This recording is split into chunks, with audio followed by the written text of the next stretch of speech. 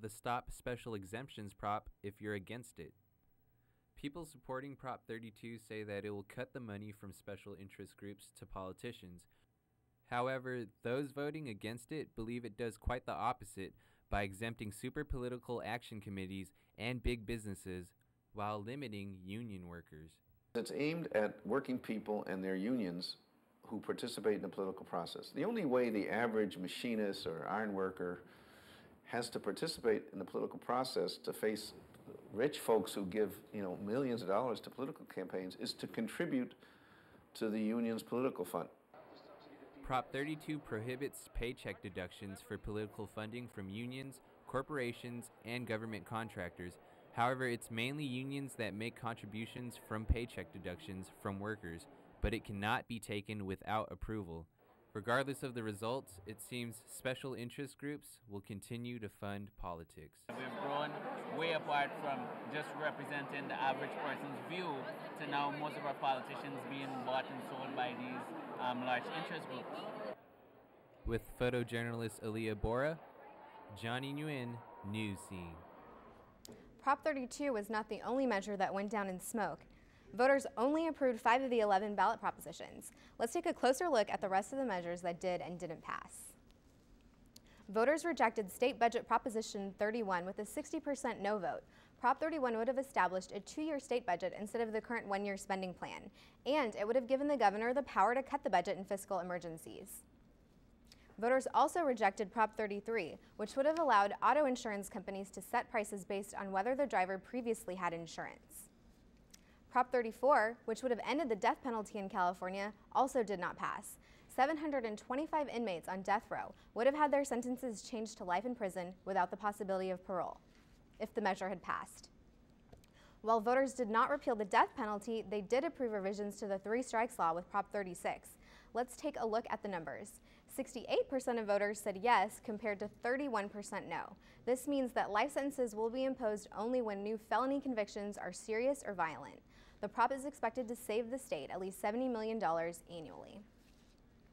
California's sex trafficking laws have now been tightened thanks to Prop 35.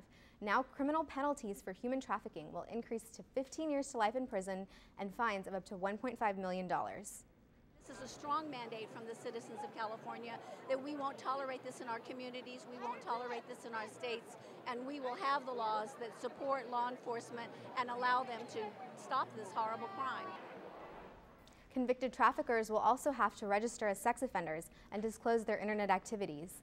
The prop passed with over 80% of votes in favor of the stricter laws. You won't be able to see special labels on products at the grocery store since Prop 37 didn't pass. The prop would have required genetically modified foods to be labeled. Supporters of the proposition were disappointed to see it turned down. What we're seeing instead is what money can do in an election. So even the no votes are not voting against labeling genetically modified food. There are people who have had $45 million of muck thrown in their face, and it's really hard to see through that.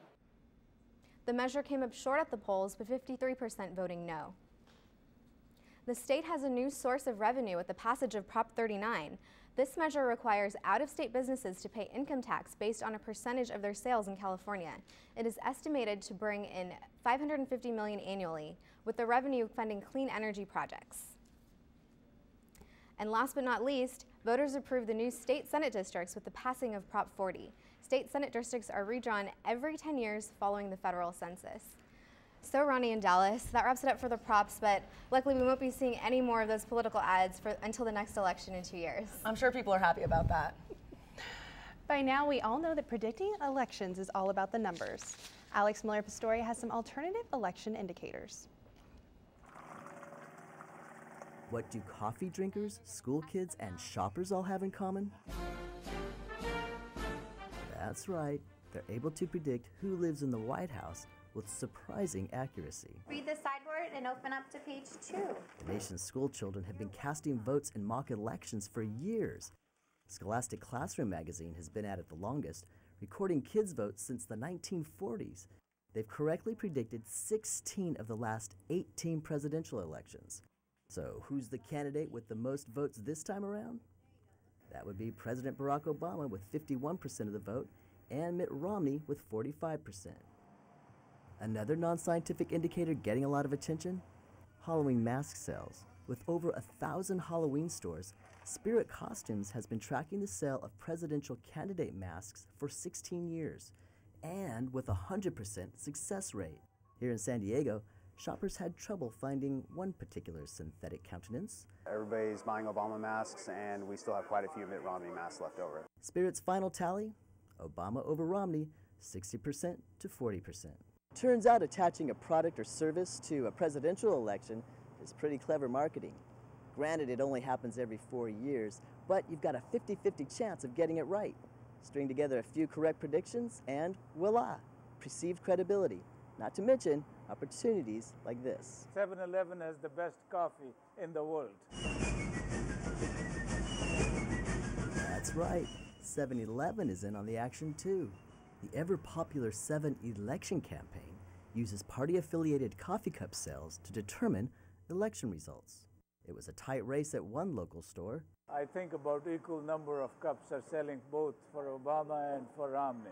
But 7-Election's national totals told a different story, with President Obama pulling ahead of Mitt Romney 59% to 41%. The thing about the 7-Eleven contest is you get to vote as many times as you want. So if you're a little coffeeed out from all the voting, remember, you've got 4 more years to regain your appetite. This is Alex Miller-Pastore. Well, that's it for this special political edition of Newscene. From all of us here at Newscene, thank you for watching and have a great Veterans Day weekend.